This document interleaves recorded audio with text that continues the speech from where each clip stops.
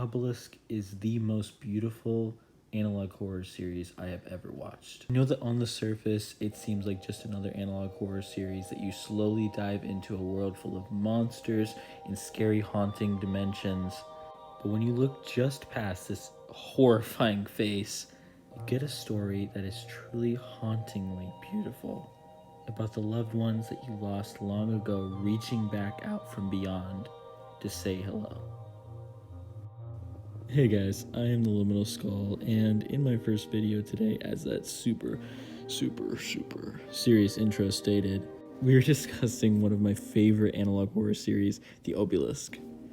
As a massive horror fan and analog horror fan, I watch a lot of analog horror and I watch a lot of horror movies, and nothing has really struck me to my core and made me actually afraid of something like some of the scenes in The Obelisk. Like, I cannot begin to describe the genuine fear of me sitting inside of my bed super late at night under the covers, looking up at my TV and genuinely watching whatever the fuck this thing is. And as I continued watching each episode by episode and really diving into all the lore and all the secrets and everything it was really trying to tell, I realized that the monsters that we were seeing are not just demons from another world or generic mimic creatures or something like that, or they are ghosts and forms that your loved ones take when they come back to visit you. And I found that so fascinating and so beautiful. And my favorite episode is weirdly not at all like technically related to the series, but is, and it's called Folly. And weirdly, the two most interesting ones to me are Folly and the episode You've Come Back.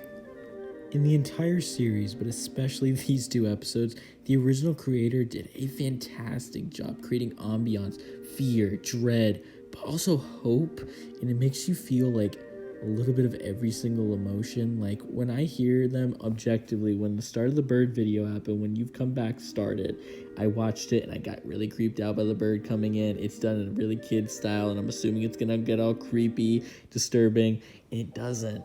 The video begins with a bird sitting on the couch thinking about how his goldfish had just died and is incredibly sad about it. As this horrifying bird hand comes through the door, which I'm not gonna lie, really terrified me, but anyways, the orange bird comes through the door and asks him how he's doing. The bird responds with how much he's missing his goldfish and how he just can't believe that he's gone. The orange bird does reassure him, though, that sometimes spirits of the loved ones that we've lost will come back as different forms to say hello. Where do you think he is? I'm not quite sure, but some people believe that when a loved one passes away, a small piece of them can come back as something else to visit you when you're sad. I don't see why it'd be different for a fish. I'm sure he'd still want to come by and check up on you. Someone's at the door. Who would be out this late?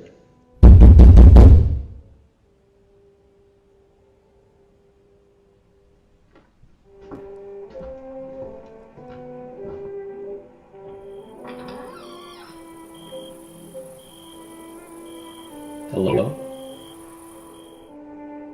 Who's at the door?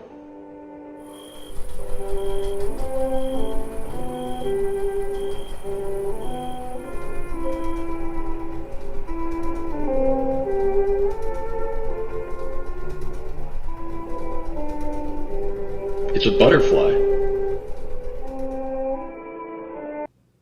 And I just wanted to let that scene, for instance, just speak for itself and show you not only the fantastic animation and time and effort that went into all of these episodes, but the feeling that it gives you of comfort and safety, and also kind of creeps you out a little bit.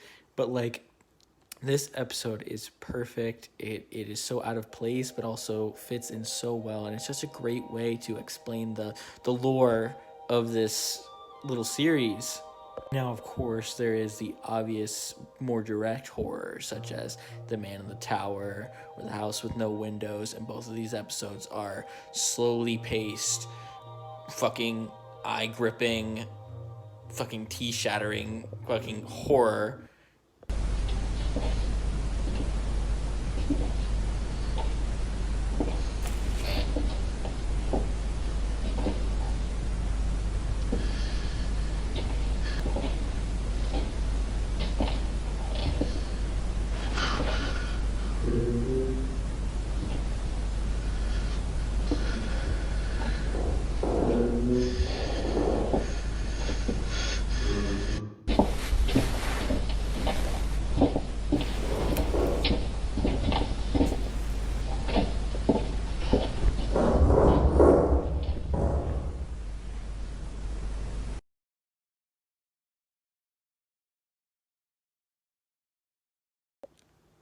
and will genuinely get under your skin and leave you thinking about it for days and days after. Like, I genuinely, the sights and sounds of this little series is just fantastic in the horror realm as well. It's not only beautiful, but it's genuinely some of the scariest analog horror I've ever seen.